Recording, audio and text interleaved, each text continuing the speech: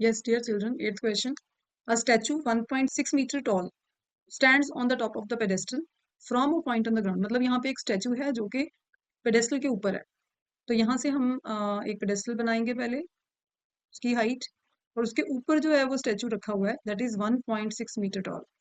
ठीक है, तो A B is the height of the statue. From a point on the ground the angle of elevation of the top of the statue. अब angle of, यहाँ से point है एक, ये ग्राउंड है. ठीक है, यहाँ पॉइंट से हमने angle of elevation of the top of the statue बनाना है. सो यहाँ से ये जो हाइट है वो हमें जो प्रॉपर हमारी एलिवेशन आ गई, लाइन ऑफ एलिवेशन ये, और ये जो एंगल बन रहा है ये 60 डिग्री बन रहा है. यहाँ से हम इसको ज्वाइन कर लेंगे तो ये बन रहा है 60 degree. And from the same point the angle of elevation of the top of the pedestal. तो ये पेडेस्टल है, यहाँ से मैं जब इस पेडेस्टल के टॉप को देखती हूँ तो ये एंगल जो बन रहा है that is 45. Find the height of the pedestal. अब ये फाइंड आउट करना है हमने, इसको मैं मान लेती हूँ सी और इसको मान लेती हूँ डी. तो we have to find out BC.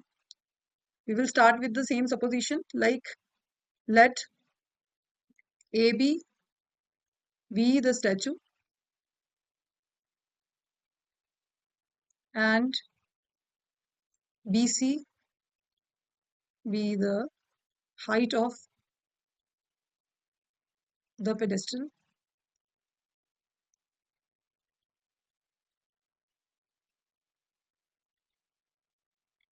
Angle BDC, angle BDC is equal to 45 and angle ADC is equal to 60 degree.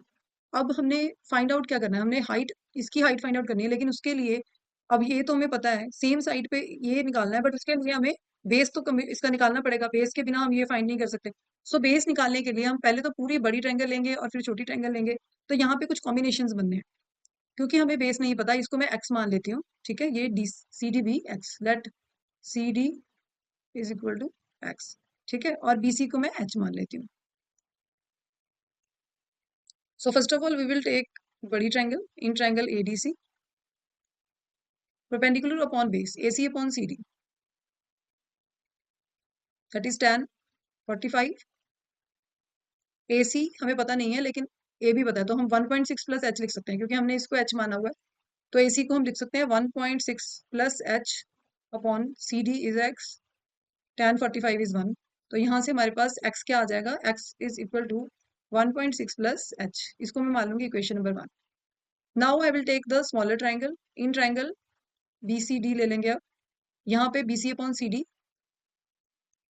Is equal to, yes dear, यहाँ पे हमने ना एंगल 45 नहीं एंगल 60 लेना है.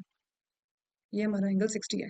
ठीक है, सो यहाँ पे फिर tan 60 की वैल्यू हम पुट करेंगे, दैट इज √3. तो यहाँ पे x √3, तो x जो है वो अब क्या हो जाएगा अपॉन ये √3 नीचे आ जाएगा. तो ये बनेगा. ठीक है, अब BCD में tan 45, so tan 45 is equal to 1. तो यहाँ से BC upon CD is equal to 1. और BC कितना है, BC is H upon CD is X, therefore H is equal to X. This is equation number 2. अब equation number 2 को हम first में पुट करेंगे. पुट नंबर 2 इन नंबर 1. तो यहाँ पे क्या रहेगा, x की प्लेस में हम लिख देंगे h, because x is equal to h. अब क्योंकि हमें x नहीं चाहिए, हमें h चाहिए, तो हम h की फॉर्म में ही इक्वेशन बनाएंगे. तो यहाँ के में बन जाएगा h is equal to 1.6 plus h upon √3 cross multiply √3h is equal to 1.6 plus h. अब h जो है वो लेफ्ट साइड पे आ जाएगा क्योंकि हमने h फाइंड आउट करना है, तो h वाली टर्म्स एक तरफ कर लेंगे, इक्वल टू 1.6. यहाँ से h कॉमन आ गया, ये आ जाएगा √3 minus 1 is equal to 1.6 and h is equal to 1.6 upon √3 minus 1. अब इसको करेंगे रेशनलाइज, √3 प्लस 1 अपॉन √3 माइनस 1. ये आ गया यहाँ पे 1.6 इंटू √3 प्लस 1. एंड नीचे हमारे पास आइडेंटिटी बन रही है a minus B, a plus B, यहाँ पे प्लस है. So a² minus b² means √3² minus 1 square 1.6 into √3 plus 1 upon 3 minus 1, 1.6 into √3 plus 1 upon 2. तो ये यहाँ से कैंसिल होके आ गया 0.8. तो इसको हम लिख सकते हैं 0.8 into √3 plus 1. So this is the height of the pedestal.